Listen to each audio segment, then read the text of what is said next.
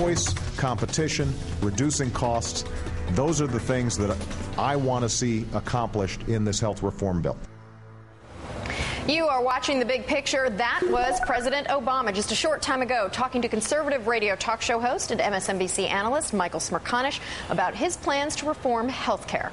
Hey, Monica, the president also took some questions from Michael's radio listeners. Here's what a woman named Tracy asked. Could you please quickly list 5 or 6 bullet points of what legislation must include for you to be willing to sign it? For instance, employer mandates, tort reform, illegal immigrants, what about them? Must include a public option. I'd be happy to. First of all, you mentioned illegal immigrants. This has been an example of just pure misinformation out there.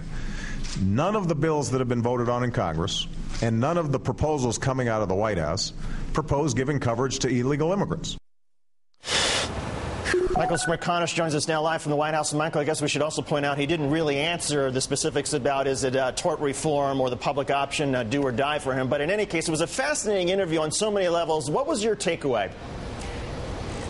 You know, David, it's kind of surreal for me. I'm one who gets a lot of exposure. I do host 2 daily radio programs each and every day, but to have just walked out of the White House, having concluded the second show of the day, I got to process what has just transpired because it was really a hell of an experience for me.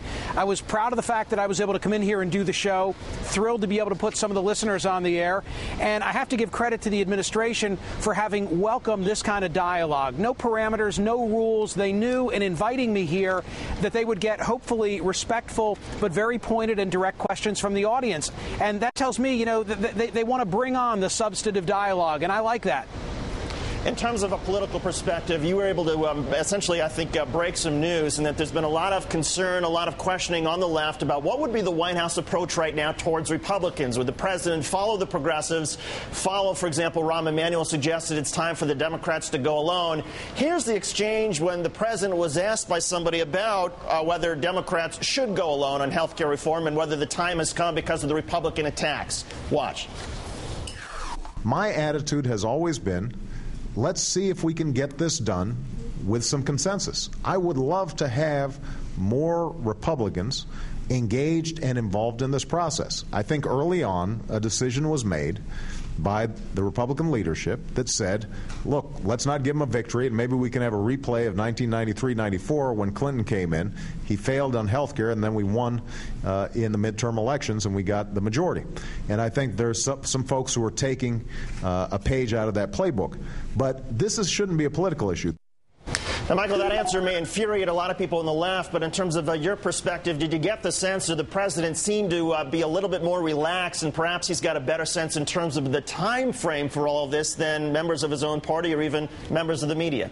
Well, that's also one of the themes that I've heard from so many folks, David. 5,000 emails in the last 24 hours, and one of the common questions or issues is, why the rush? Now, I should tell you, and I may be mistaken, but I think that response was in part to a fellow who called the show and was a supporter of the president and said, why are you getting weak-kneed? Why are you getting wobbly in the knees? You own the whole shooting match right now in terms of control of both houses of Congress and, of course, the executive branch. So he was a person saying, like, do the deal. And still the president was talking about bipartisanship, or at least his attempts therein. Michael, I thought what also was fascinating was that there was an opportunity here for the president to clear up some misinformation that's been out there. I believe someone had called in and asked within a question, mentioned something about illegal immigrants, and the president took that opportunity to clear up his position there.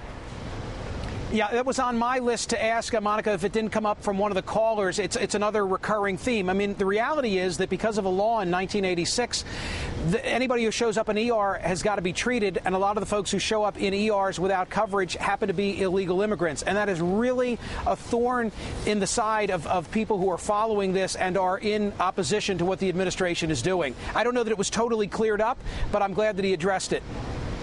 Well, Michael Smerconish, we appreciate you coming on. It was a terrific interview. I don't know whether it was the atmosphere, the White House, or just the fact that you were doing it, but it was one of the more interesting exchanges on health care that we've seen with President Obama and anybody. And congratulations on a terrific show and a fascinating interview. You know, you always wish, David, woulda, coulda, shoulda, this question, that question, but I'm thrilled for the opportunity. Thank you for saying that. You did great. You did great. And Monica, again, you know, that whole point about there was the president sort of reaching out and trying to correct some of the misinformation that's out there with a largely conservative radio audience. It's just fascinating to see him essentially embrace the opportunity to do that.